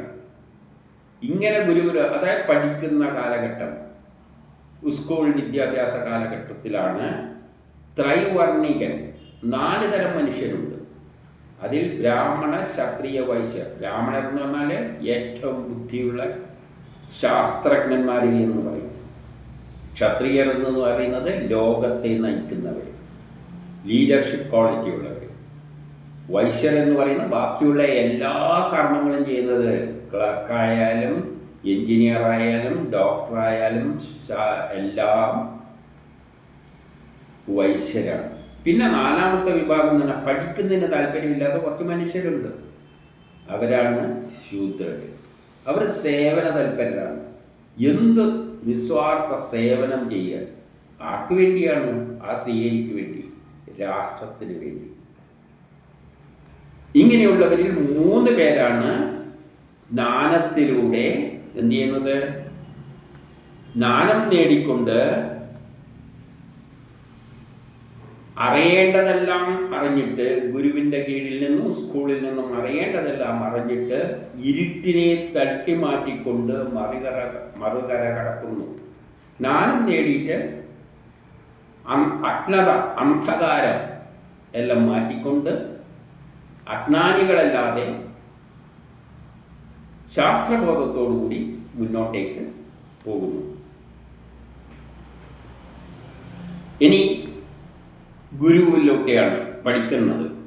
അപ്പം ഗുരുവിനെ പറ്റി പറയുകയാണ്. ലോകത്തിൽ ആരിൽ നിന്നാണോ ദേഹാദിയുടെ ഉൽപ്പത്തി ഉണ്ടായത് അയാളാണ് 1ാമത്തെ ഗുരു. നമുക്ക് ശരീരം എവിടെ നിന്നാണോ കിട്ടിയത് ആ നൽകിയവനാണ് 1ാമത്തെ ഗുരു. അതായത് അച്ഛനും അമ്മയും തന്നെ. അച്ഛൻ എന്ന് വേണമെങ്കിൽ പറയാം, അല്ലെങ്കിൽ അച്ഛനും അമ്മയും. ശരീരം കിട്ടുന്നത് അമ്മയിൽ നിന്നും കൂടിയാണല്ലോ, അമ്മയല്ലേ ഏത് സമയം. അപ്പം മാതാപിതാ തന്നെയാണ് ആദ്യത്തെ ഗുരു. കാരണം എന്താണ്? നമുക്ക് വേണ്ട ആദ്യത്തെ ജ്ഞാനം കിട്ടുന്നത് അച്ഛനിൽ നിന്നും അമ്മയിൽ നിന്നുമാണ്. പക്ഷേ അതിനൊരു കുഴപ്പമുണ്ട്. അച്ഛൻ ക്രിസ്ത്യാനിയാണ്, മോനോട് പറയും മോനെ ക്രിസ്ത്യാനിയാണ്, ശരിയായ ഈശ്വരൻ യഹോവയാണ് അല്ലെങ്കിൽ യേശുവാണ്. അതിൽ തന്നെ വ്യത്യാസങ്ങളുണ്ട്. അവനും അതങ്ങ് ഉൾക്കൊള്ളും, ബാക്കിയുള്ള എല്ലാം ഒന്നും അംഗീകരിക്കില്ല.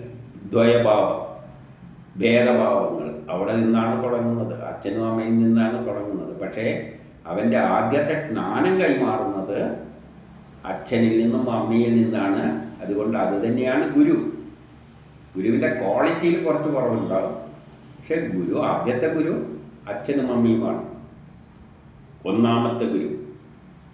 ദ്വിജന്മത്തിലൂടെ യാതൊരാൾ മൂലമാണോ സൽക്കർമ്മങ്ങൾ അനുഷ്ഠിക്കാനുള്ള ജ്ഞാനം ലഭിക്കുന്നത് അവൻ തന്നെ 2ാമത്തെ ഗുരു. ഇപ്പം 2ാമത്തെ ഗുരു ആരാണ്? ദ്വിജന്മത്തിലൂടെ. അപ്പം ദ്വിജന്മം എന്ന് പറഞ്ഞാൽ മനുഷ്യർക്ക് മാത്രമാണ് ദ്വിജന്മമുള്ളത്.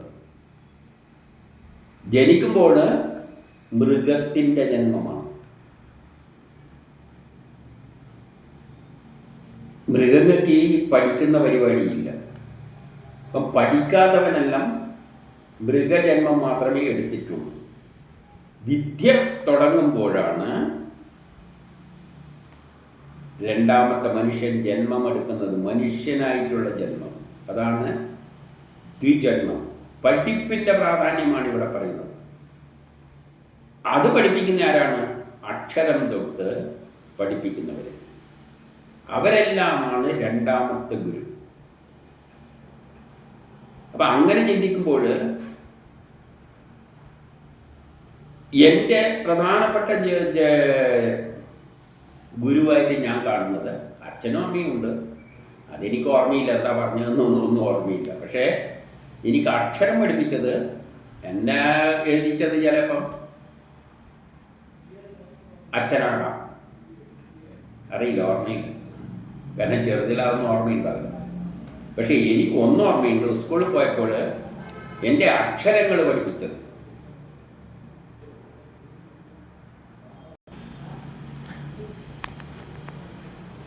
എൻ്റെ ഗുരു എന്ന് പറയുന്നത് ഞാൻ കാണുന്നത്, അച്ഛനെ പഠിപ്പിച്ചൊന്നും ഓർമ്മയൊന്നുമില്ല, പക്ഷേ അക്ഷരങ്ങൾ പഠിപ്പിച്ച, ഞാൻ ഒരു സർക്കാർ സ്കൂളിലാണ് പഠിച്ചത്. അപ്പോൾ അവിടെ ആദ്യമായിട്ട് ഞാൻ പൂനെയിലായിരുന്നു സ്കൂളിൽ പഠിച്ച. പിന്നെ പ്രത്യേക സാഹചര്യങ്ങളെല്ലാം കൊണ്ട് ഇവിടെ എത്തി മലയാളം സ്കൂളിൽ ചേർന്നു. മലയാളം സ്കൂളിൽ ചേർന്നപ്പോൾ അക്ഷരം പഠിപ്പിക്കണമല്ലോ. അപ്പോൾ അവിടുത്തെ ടീച്ചർ എന്ന് പറഞ്ഞാൽ മെലിഞ്ഞൊരു, ശരിക്കും എൻ്റെ മനസ്സിൽ തെളിഞ്ഞൊന്നും വരുന്നില്ല, പക്ഷേ ഒരു മെലിഞ്ഞൊരു രൂപം ഉണ്ട്. അവർ വന്നിട്ട് ആകെ മുറ്റെല്ലാം തൂത്ത്, ക്ലാസ് മുറിയെല്ലാം തൂത്ത്, വെള്ളമെല്ലാം കൊണ്ടുവച്ച്, ഉച്ചക്കഞ്ഞിയെല്ലാം ഉണ്ടാവില്ല ആ സ്കൂളിൽ, അതെല്ലാം ചെയ്തതിൻ്റെ ശേഷം കുറച്ച് മണലുണ്ട്, ആ മണൽ ഇരുത്തിയിട്ട് ഹരിശ്രീ അവിടെയാണ് എഴുതിപ്പിക്കുക.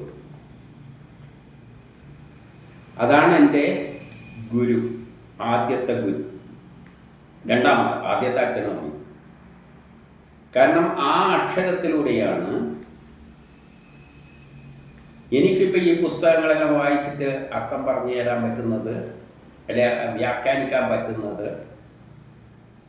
ആ ഗുരു അക്ഷരം പഠിപ്പിച്ചത് കൊണ്ടാണ്. അതുകൊണ്ടാണ് വേദങ്ങൾ പറയുന്നത്, ഒരക്ഷരമെങ്കിലും പഠിപ്പിച്ച ഗുരുവെ ഓർക്കാത്തവൻ അവൻ്റെ വിദ്യയുടെ എല്ലാം നഷ്ടപ്പെടും. ഒരക്ഷരം, അരിയെങ്കിൽ അരി, അവരെത്ര അക്ഷരം ഒന്ന് പഠിച്ചെന്നൊന്നും എനിക്ക് ഓർമ്മയില്ല, എന്തായാലും എഴുതിപ്പിച്ചിട്ടുണ്ട്. അതാണ് പ്രധാനപ്പെട്ട ഗുരു. പിന്നെ മറ്റുള്ള സയൻസ് എല്ലാം പഠിച്ച, ഞാൻ ഭാഷയിലൊന്നും വലിയ ഗുണമൊന്നുമില്ല, സയൻസ് പഠിപ്പിച്ച അധ്യാപകർ, അവരിലൂടെയാണ് എനിക്ക് വേദങ്ങളിലൂടെയുള്ള ആ ശാസ്ത്രമെല്ലാം മനസ്സിലാക്കാൻ പറ്റുന്നത്. അപ്പം ഇവരാണ് എന്നെ ഈ നിലയിലേക്കെങ്കിലും എത്തിച്ചതിൻ്റെ പിന്നിലുള്ള പ്രേരക ശക്തികൾ. ആ ഗുരുക്കന്മാരെയാണ് ഇവിടെ പറയുന്നത്. എന്ത്?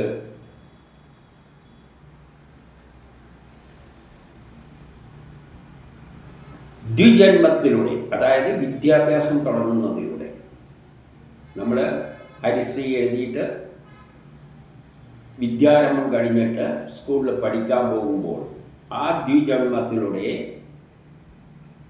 അല്ലാതെ വെറുതെ വേദമന്ത്രങ്ങൾ ഉരുവിടുന്നൊന്നും അല്ലാതെ, ആ ജന്മത്തിലൂടെ യാതൊരാൾ മൂലമാണോ സൽക്കർമ്മങ്ങൾ, അതിൻ്റെ അടിസ്ഥാനത്തിലാണ് ഞാൻ സൽക്കർമ്മങ്ങളെല്ലാം അനുഷ്ഠിച്ച ജോലിയെല്ലാം ചെയ്തത്, അവർ പഠിപ്പിച്ച് വെച്ചിട്ടാണ്. പിന്നെ ഇപ്പം സ്വന്തമായിട്ട് ചെയ്യുന്നതല്ല, ആ ജ്ഞാനത്തിലൂടെ തന്നെയാണ്. സൽക്കർമ്മങ്ങൾ അനുഷ്ഠിക്കാനുള്ള ജ്ഞാനം ലഭിക്കുന്നത് അവർ തന്നെ രണ്ടാമത്തെ ഗുരു. അയാൾ ഈശ്വരനെ പോലെ പൂജനീയരാണ്. അവരെയെല്ലാം നമ്മൾ ഈശ്വര സമാനം. പ്രധാനപ്പെട്ടത് അക്ഷരം. അക്ഷരമില്ലെങ്കിൽ ഇതൊന്നും സാധ്യമല്ല. അപ്പം അക്ഷരമാണ് പ്രധാനം. അത് കഴിഞ്ഞിട്ട് എന്നെ സംബന്ധിച്ചിടത്തോളം സയൻസാണ് പ്രധാനം. അക്ഷരം പിന്നെ ലാംഗ്വേജ് പഠിക്കണമല്ലേ, അല്ലാതെ പറ്റൂലല്ലോ. അതും എല്ലാം പ്രധാനം തന്നെ. എല്ലാവരും ഒരക്ഷരം പഠിച്ചെന്നാണ് എല്ലാ ഗുരുക്കന്മാരുമാണ് രണ്ടാമത്തെ പ്രധാനപ്പെട്ട ഗുരുക്കൾ. അവർ ഈശ്വരന് സമാനമാണ്, പൂജനീയനാണ്. അവസാന കാലം സന്യാസകാലത്ത് പ്രദാനം ചെയ്യുന്ന ആ ആധ്യാത്മ ഗുരു യഥാർത്ഥത്തിൽ ഞാൻ തന്നെയാണ്. അവസാനം നമ്മൾ ഏറ്റവും നേടാൻ പറ്റുന്ന ജ്ഞാനം ഏതാണ്? സന്യാസം എന്ന് പറഞ്ഞാൽ ബ്രഹ്മത്തെ മനസ്സിലാക്കാൻ ശ്രമിക്കുക. ആ ജ്ഞാനം നൽകുന്ന ഗുരുവാരാണ്? വല്ലവർക്കും അത് നേടാൻ പറഞ്ഞു തരാൻ പറ്റുമെങ്കിൽ അതാണ് ശരിയായ അത് ഞാൻ തന്നെയാണ്. മറ്റേത് ഈശ്വരന് സമാനമാണ്. ഇപ്പം നമ്മൾ നേടേണ്ട ഏറ്റവും പ്രധാനപ്പെട്ട ജ്ഞാനം എന്താണ്? കെമിസ്ട്രിയിലൂടെ എല്ലാം പഠിച്ചിട്ട് ഇലക്ട്രോണും പ്രോട്ടോണും കൊണ്ടാണ് പ്രപഞ്ചം ഉണ്ടായെന്ന് മനസ്സിലാക്കി അതിൻ്റെ അപ്പുറമുള്ള ആ നിർഗുണമായ ഒരു ശക്തിയിൽ നിന്നാണ് പ്രപഞ്ചം ഉണ്ടാകുന്നത്. അത് കണ്ടെത്താൻ ശാസ്ത്രജ്ഞന്മാർ കഴിഞ്ഞില്ല, അവർ ഇട്ടെറിഞ്ഞു പോയി. ആ ജ്ഞാനവും കൂടി നേടാൻ കഴിയുന്നവൻ, അതിനെ സഹായിക്കുന്ന ഗുരുവാണ് യഥാർത്ഥ ഗുരു. ആ ഗുരു ആര് തന്നെയാണ്? ഞാൻ തന്നെയാണ് എന്ന് പറയുമ്പോൾ ആ ബ്രഹ്മജ്ഞാനം ആരിലൂടെ എത്തുള്ളൂ? ആ ശ്രീഹരി വിചാരിച്ചാലേ നടക്കുകയുള്ളൂ. നമ്മൾ ഇറങ്ങി തിരിച്ചാലും നമ്മൾ അവിടെ ആ ജ്ഞാനം നേടില്ല. ആ ജ്ഞാനം നേടണമെങ്കിൽ ഞാൻ തന്നെ വിചാരിക്കണം. അപ്പം അതാണ് ഞാൻ. ആ ബുദ്ധി, അതേസമയം ബുദ്ധിയിലൂടെ ഇങ്ങനെ സങ്കല്പത്തിലൂടെയെല്ലാം മനസ്സിലാക്കാം, ഈ വേദങ്ങളിലൂടെയെല്ലാം. അതിനുള്ള ബുദ്ധി ആര് തന്നെ തരണം? അദ്ദേഹം തന്നെ തരണം. കാരണം അത് മനസ്സിലാക്കാൻ ഇപ്പം ഭാഗവതം മുഴുവൻ കേട്ടാലും എത്ര പ്രാവശ്യം കേട്ടാലും ആ നിർഗുണമായ ശക്തിയാണ് ഞാനായി മാറിയതും എന്നിലൂടെ എന്നെക്കൊണ്ടെല്ലാം ചെയ്യിപ്പിക്കുന്നതും. അതാണ് ഈ കാണുന്ന ബ്രാഹ്മണ, ക്ഷത്രിയ, വൈശ്യ, ശൂദ്ര, ഹിന്ദു, മുസ്ലിം, ക്രിസ്ത്യാനി എല്ലാം ബ്രഹ്മമാണ് എന്ന ചിന്താഗതി ഉണ്ടാക്കിയെങ്കിൽ ആ ഈശ്വരൻ തന്നെ വിചാരിച്ചാലേ പറ്റുള്ളൂ. എല്ലാ ഭാഗവതം വായിച്ചുകൊണ്ടൊന്നും അത് ഉൾക്കൊള്ളാൻ പറ്റില്ല. അത് ഞാൻ തന്നെയാണ്. ഞാനാണ് മൂന്നാമത്തെ ഗുരു. ഹേ ബ്രാഹ്മണ, യാതൊരാൾ ഞാനാകുന്ന ഗുരുവാൽ സംസാര സാഗരത്തെ എളുപ്പത്തിൽ തരണം ചെയ്യുന്നുവോ, അങ്ങനെ എന്നിലൂടെ ആരെങ്കിലും ഈ സംസാര സാഗരത്തെ മറികടന്ന് ബ്രഹ്മത്തിലേക്ക് പോയി ലയിക്കുന്നുവോ, അവരാണ് വർണ്ണാശ്രമ ധർമ്മങ്ങളിൽ അനുഷ്ഠിക്കുന്നവരിൽ ഏറ്റവും ശ്രേഷ്ഠമായിട്ടുള്ളത്. അപ്പം ഈ 4 ധർമ്മങ്ങളുടെ സന്യാസമാണ് വിധിച്ചിരിക്കുന്നുണ്ടെങ്കിലും എല്ലാവർക്കും ഈ സന്യാസത്തിലെത്താൻ പറ്റില്ല. മരിച്ചു പോകും, പിന്നെയും ജനിക്കും, പിന്നെയും മരിക്കും. ഇങ്ങനെ കർമ്മം ബാക്കി കിടക്കുന്നവർ ഇങ്ങനെ പോയി അവസാനം അവൻ്റെ കർമ്മം എപ്പം തീരുമോ അന്ന് മാത്രമാണ് അങ്ങേർക്ക് ബ്രഹ്മസാക്ഷാത്കാരം കിട്ടുക. അപ്പോഴാണ് അവൻ്റെ ഈ 4 ആശ്രമധർമ്മങ്ങളും ആ ജന്മത്തിലാണ് പൂർണ്ണമാകുന്നത്. അതെപ്പോഴേ പറ്റുള്ളൂ? എനിക്കും പറ്റണ്ടെങ്കിൽ എൻ്റെ ഈ ജന്മത്തിലെ കർമ്മം എല്ലാം തീരണം, ഇനി അടുത്ത ജന്മത്തിൽ ഒരു കർമ്മവുമില്ല, എങ്കിൽ മാത്രമേ എനിക്ക് അതിൽ പോയി ചേരാൻ പറ്റുള്ളൂ. അപ്പോൾ മാത്രമാണ് നമ്മുടെ ഈ വർണ്ണാശ്രമ ധർമ്മം സഫലമാകുന്നത്. എല്ലാ കാര്യങ്ങളും പറഞ്ഞു തരികയാണ് ആര്? വേദവ്യാസൻ. സർവചരാചരങ്ങളുടെയും ആത്മാവായ ഞാൻ, അത് ഉൾക്കൊള്ളണം. സർവചരാചരങ്ങളുടെയും ആത്മാവ് ഞാനാണ്. ഗൃഹസ്ഥാശ്രമധർമ്മം കൊണ്ടും ബ്രഹ്മചര്യം കൊണ്ടും, ഇങ്ങനെ 4 തപസ്സാകുന്ന വാനപ്രസ്ഥം കൊണ്ടും, ഇന്ദ്രിയ നിഗ്രഹമാകുന്ന അവസാനത്തെ എന്താണ് സന്യാസധർമ്മം കൊണ്ടും, ഗുരു ശുശ്രൂഷ കൊണ്ട് പ്രസാദിപ്പിക്കുന്നത് പോലെയുള്ള ഫലം കിട്ടില്ല.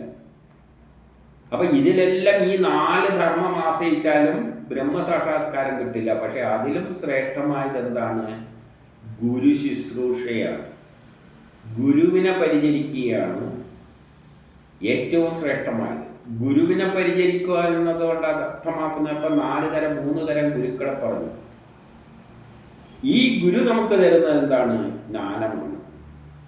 ഈ ജ്ഞാനം അവരിൽ നിന്നും ശുശ്രൂഷിച്ചിട്ട് നേടിയെടുക്കുക. ചെറുതിൽ അച്ഛൻ്റെയും അമ്മയുടെയും നിന്നും കിട്ടുന്ന ജ്ഞാനങ്ങൾ നേടിയെടുക്കുക. അതിൻ്റെ ശേഷം പഠിക്കാൻ പോകുന്ന കാലത്ത് ആ ഗുരുവിൽ നിന്ന് മാക്സിമം ഊറ്റിയെടുക്കുക. അതിനെന്തുവാണ്? ഗുരുവെ സേവിക്കണം. ഗുരുവിനെ അങ്ങോട്ട് തൃപ്തിപ്പെടുത്തി കഴിഞ്ഞാൽ ഗുരു ഉള്ളതല്ല ഇങ്ങോട്ടേക്ക് തരും. ഇതിപ്പം ട്യൂഷൻ പിള്ളേരെ ട്യൂഷന് വെച്ച് കഴിഞ്ഞാൽ ട്യൂഷൻ ക്ലാസ്സൊന്നും ശ്രദ്ധിക്കില്ല. ട്യൂഷൻ വെച്ച് കൊടുത്താൽ ട്യൂഷൻ മാസ്റ്റർ അടിയിരുന്ന് പറയും, ഇവൻ വേറെ എന്തെല്ലോ ചിന്തിച്ചോളി. അപ്പം ചെയ്യേണ്ട എന്ത് വേണം?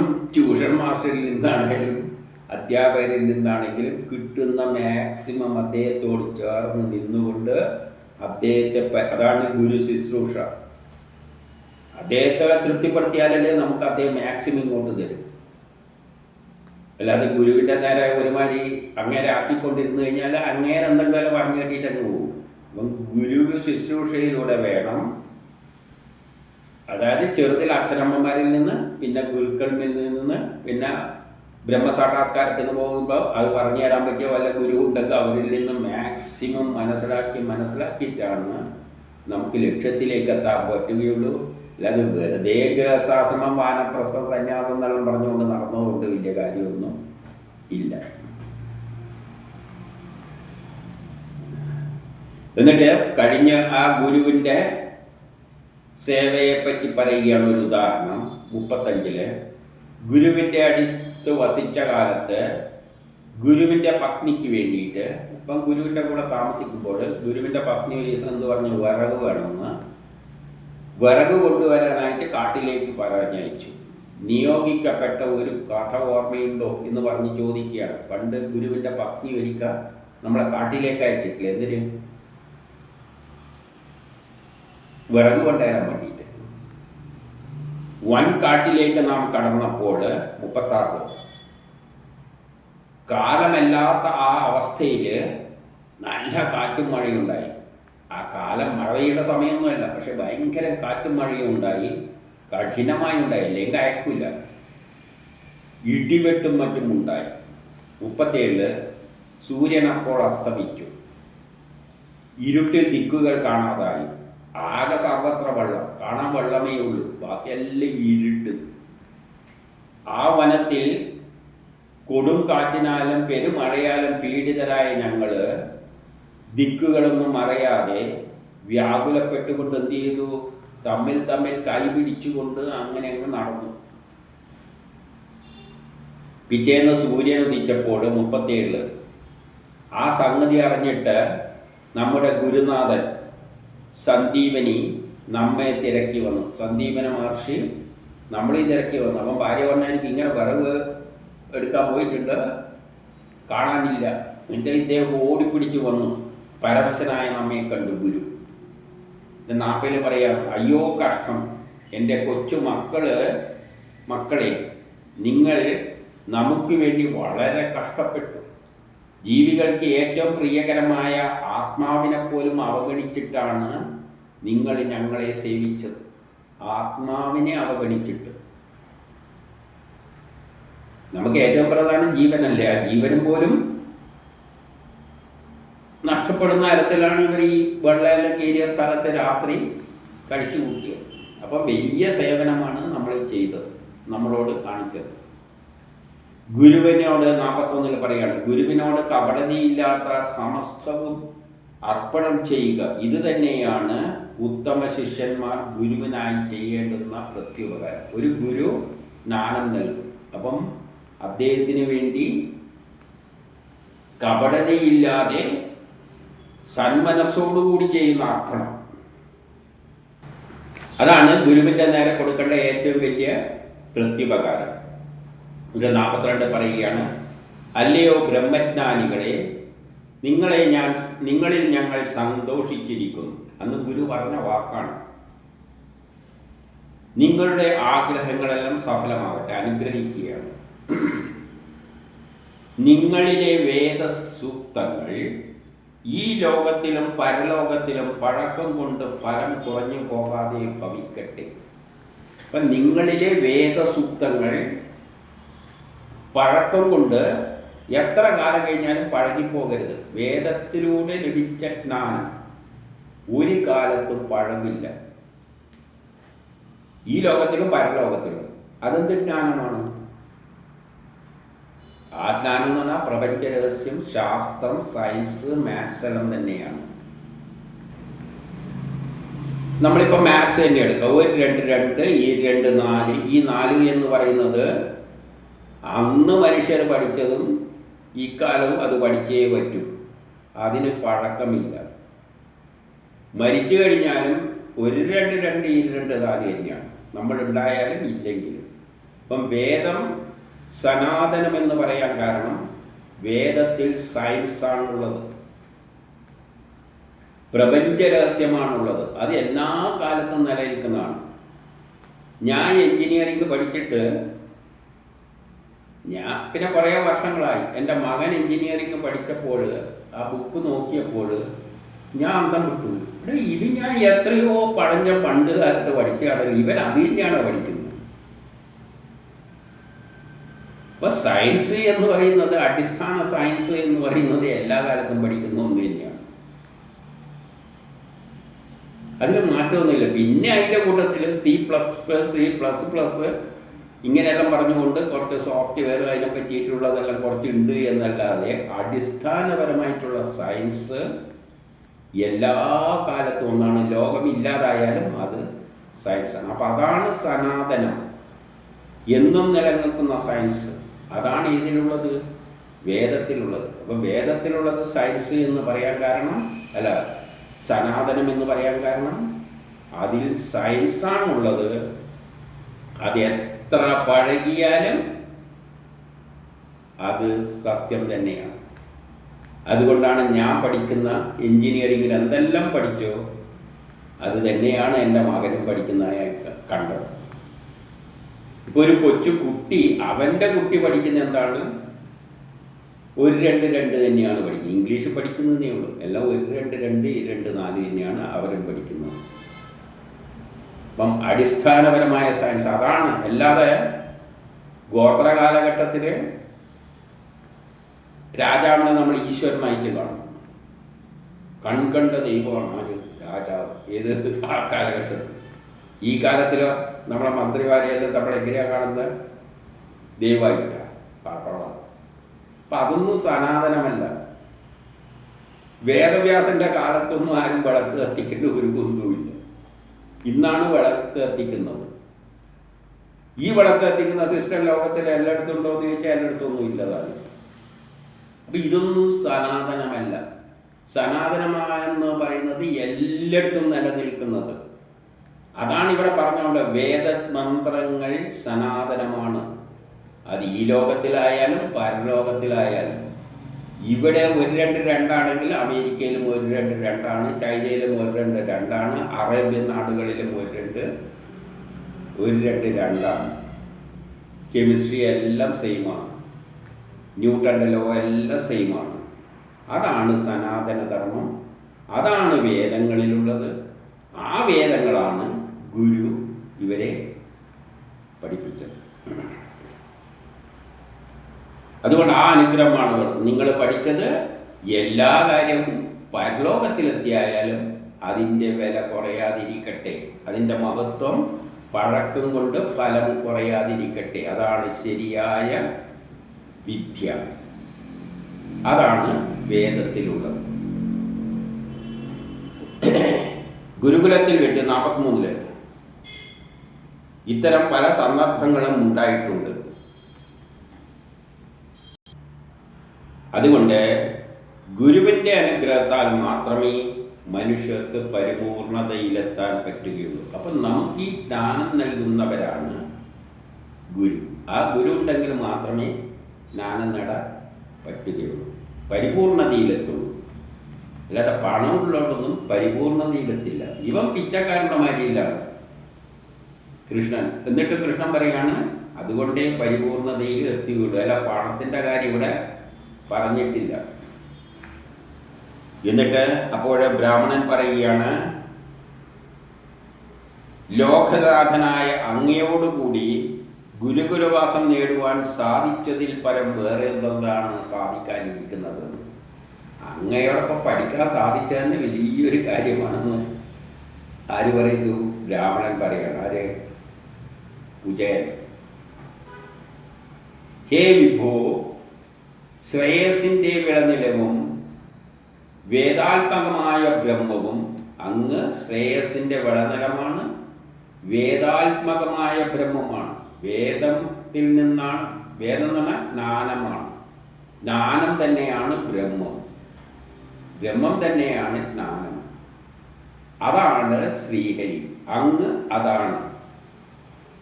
യാതൊരാളുടെ ശരീരമാകുന്ന ഗുരുകുലവാസം ഞാൻ ഈ ശരീരം കൊണ്ട് ഈ ഗുരുകുലവാസം നടത്തിയിട്ടുണ്ടെങ്കിൽ ഈ ശരീരം ഏതാണ്? ഈ അങ്ങ് തന്നെയാണ്. അങ്ങയുടേതാണ് ഈ ശരീരം. ഈ ശരീരം കൊണ്ടാണ് ഞാൻ ഇതെല്ലാം ഗുരുകുലവാസം എല്ലാം നടത്തിയത്. അത് കേവലം അനുകരണം മാത്രമാണ്, അനുകരിക്കുകയാണ്. യഥാർത്ഥത്തിൽ അങ്ങയെ അനുകരിച്ചുകൊണ്ട് ഞാനിത് ചെയ്യുകയാണ്. അങ്ങ് തന്നെയാണ് ഞാനായി വന്നിട്ട് ഇവിടെ പഠിക്കുന്നത്. അതുകൊണ്ട് വേറെ തന്നെ. അപ്പോൾ അങ്ങയെ എന്താണോ ചെയ്യാൻ ഉദ്ദേശിക്കുന്നത് അതിനെ അനുകരിച്ചുകൊണ്ട് ഞാനിങ്ങനെ ചെയ്തു എന്നതല്ലാതെ ഇതൊന്നും എൻ്റെ കഴിവല്ല. പഠിക്കുക എന്നത് അതെല്ലാം അത് തീരുമാനിച്ചിട്ട് അത് തന്നെ ഞാനായി വന്നിട്ട് പഠിക്കുകയാണ്. അപ്പം അങ്ങയെ അനുകരിച്ചുകൊണ്ടാണ് നമ്മളെല്ലാം ചെയ്യുന്നത്. നമുക്കൊരു സ്വാതന്ത്ര്യവും ഇല്ല. അങ്ങെന്താണോ വിഭാവനം ചെയ്ത് അതുപോലെയാണ് ഇവിടെ എല്ലാ ജ്ഞാനികളും പഠിച്ചു കൊണ്ടുപോകുന്നത്. അപ്പം ശാസ്ത്രജ്ഞന്മാരാണെന്ന് വെച്ചുകൊണ്ട് അവരെന്തോ വലിയ ദിവ്യന്മാരാണെന്ന് ചിന്തിക്കേണ്ടതില്ല. ആ ശ്രീഹരി തന്നെയാണ് പിച്ചക്കാരനായിട്ട് വരുന്നതായാലും ശൂദ്രനായിട്ട് വരുന്നതായാലും ബ്രാഹ്മണനായിട്ട് വരുന്നതായാലും ഓരോ രൂപത്തിലും വന്നിട്ട് ഓരോ കർമ്മങ്ങൾ ചെയ്യുന്നു. അത് അദ്ദേഹത്തിൻ്റെ അനുകരണമാണ് എല്ലാവരും ചെയ്യുന്നത്. ഇതൊന്നും എൻ്റെ കഴിവല്ല എന്ന്, നമ്മുടെ കഴിവല്ല എന്ന നിലയിൽ പറഞ്ഞുകൊണ്ട് ഈ അധ്യായം തീരുകയാണ്. ഇനി അടുത്ത അധ്യായത്തിൽ ഇതിൻ്റെ തുടർച്ച.